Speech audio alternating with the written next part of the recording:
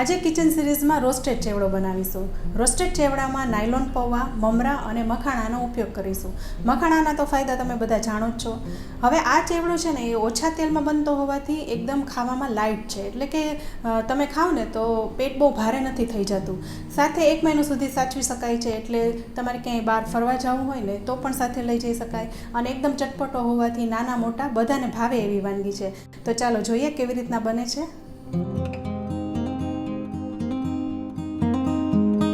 તો ચેવડો બનાવવા માટે 150 ગ્રામ જેવા નાયલોન પૌવા લીધા છે. આ એકદમ પતલા આવતા હોય છે, આને તળાતા નથી, આને શેકવામાં જ આવે છે. આ પૌવામાં થોડી રજ આવતી હોય છે, તો આપણે એને ચાળી લઈશું. સાથે લઈશું થોડા એવા મમરા. તો મમરા મેં અહીં બાસમતી લીધા છે, તમે કોઈ પણ લઈ શકો છો. હવે સાથે લઈશું મખાણા. તો મખાણા મેં અહીં 30 ગ્રામ જેવા લીધા છે. મમરા અને મખાણાનું ચોક્કસ માપ નથી, તમારે જેટલા જોઈએ એટલા તમે લઈ શકો છો. સરખા ભાગે પણ લઈ શકાય. હવે ચેવડો બનાવીએ એ પહેલાં બધી વસ્તુને ચાળી લઈશું. તો નાયલોન પૌવાને પણ ચાળી લેવાના છે, સાથે મમરા અને મખાણા પણ ઉમેરી દઈશું, એટલે કાંઈ પણ રજ હોય ને તો એ નીકળી જાય. અત્યારે ચોમાસું છે ને એટલે આમેય બધી વસ્તુ ચાળીને જ લેવાની. પૌવા અને મમરામાં ભૂકો પણ હોય છે, એટલે એ પણ નીકળી જાય. તો આવી રીતના ચાળીને ચોખ્ખા કરી લઈશું. હવે ચાળવાથી બધી રજ અને ભૂકો નીકળી ગયો છે, તો એક પેનમાં આ બધું શેકી લેવાનું છે.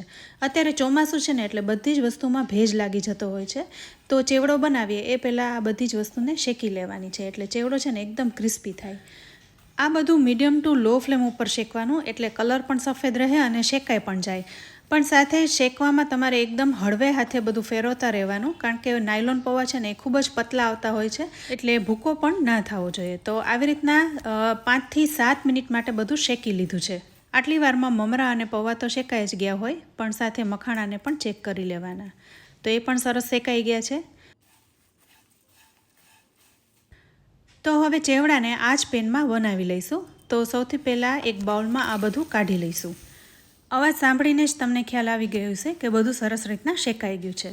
હવે આપણે ચેવડો બનાવી લઈએ. અહીંયા નાયલોન પૌવા લીધા છે ને એટલે એને તળવાની જરૂર નથી હોતી, એ શેકવાના જ હોય છે. એટલે 3 ચમચી જેવું તેલ લઈ લીધું છે. અહીંયા વધારે તેલ નહીં લેવાનું, નહીંતર પૌવા છે ને એકદમ ચવળ થઈ જશે. તો આ વાતનું ખાસ ધ્યાન રાખવાનું, તેલ તમારે ઓછું જ લેવાનું છે.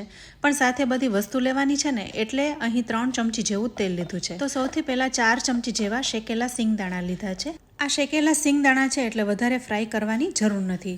હવે 4 ચમચી જેવી દાળિયાની દાળ લીધી છે. દાળિયાની દાળ પણ શેકેલી જ આવતી હોય છે, એટલે એને પણ એકવાર તેલમાં મિક્સ કરી લઈશું. ચેવડામાં તીખાસ માટે લીલી મરચીનો ઉપયોગ કરવાનો છે.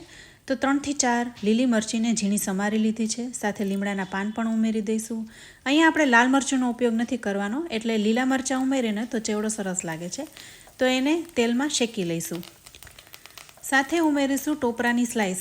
તો આ બધી વસ્તુ એક પછી એક તેલમાં ઉમેરતા જવાનું છે અને મિક્સ કરતા જવાનું છે. અહીંયા તમારે કાજુ અને દ્રાક્ષ ઉમેરવા હોય ને તો પણ ઉમેરી શકાય, પણ હું નથી ઉમેરી રહી. મેં સિંગદાણા લીધા છે એટલે હું કાજુ નથી લઈ રહી. સાથે 1 ચમચી જેવી વરિયાળી પણ ઉમેરી દઈશું, એટલે તેલમાં સરસ રીતના શેકાઈ જશે. અહીં ગેસની ફ્લેમ છે ને એ મીડિયમ ટુ લો રાખવાની, એટલે બધી વસ્તુનો કલર ચેન્જ ન થાય. તો ધીરે ધીરે મિક્સ કરતાં હવે બધું શેકાઈ ગયું છે. તો અડધી નાની ચમચી ભરીને હળદર પણ ઉમેરી દઈશું. તેલમાં હળદર ઉમેરીને એટલે કલર ચેવડાનો સરસ આવે છે. હવે તેલમાં ઉમેરવાની બધી જ વસ્તુ ઉમેરી દીધી છે. તો સાથે મખાણા, મમરા અને પૌવાને પણ ઉમેરી દઈશું.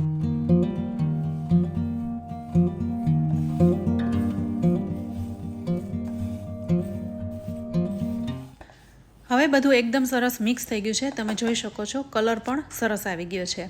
હવે અહીં ગેસને બંધ કરી દેવાનો છે. તો હવે બાકી રહેલા મસાલામાં સ્વાદ પ્રમાણે મીઠું ઉમેરી દઈશું. સાથે 2 નાની ચમચી જેવી દળેલી ખાંડ પણ ઉમેરી દઈશું. ખાંડ દળેલી ઉમેરવી એટલે તરત જ મિક્સ થઈ જાય.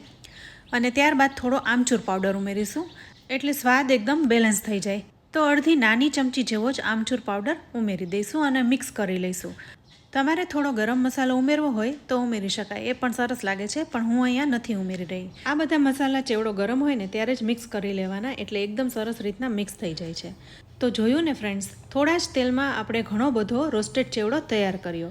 આ ચેવડો એટલો સરસ લાગે છે ને કે તમને ખબર પણ નહીં પડે કે અહીં પૌવાને આપણે શેક્યા છે. સાથે ટેસ્ટી પણ એટલા લાગે છે, એટલે ઘરમાં નાના મોટા બધાને ભાવે છે. તમે બાળકોને ટિફિનમાં પણ આપી શકો છો, ફરવા જાઓ ત્યારે સાથે લઈ જઈ શકાય અને મહિના દિવસ સુધી તો બગડતો પણ નથી. તો ફ્રેન્ડ્સ, તમને આજની આ રેસીપી કેવી લાગી? આ વિડીયો ગમે તો લાઇક અને શેર કરજો. સાથે અમારી ચેનલ કિચન સિરીઝને સબસ્ક્રાઈબ કરી લેજો.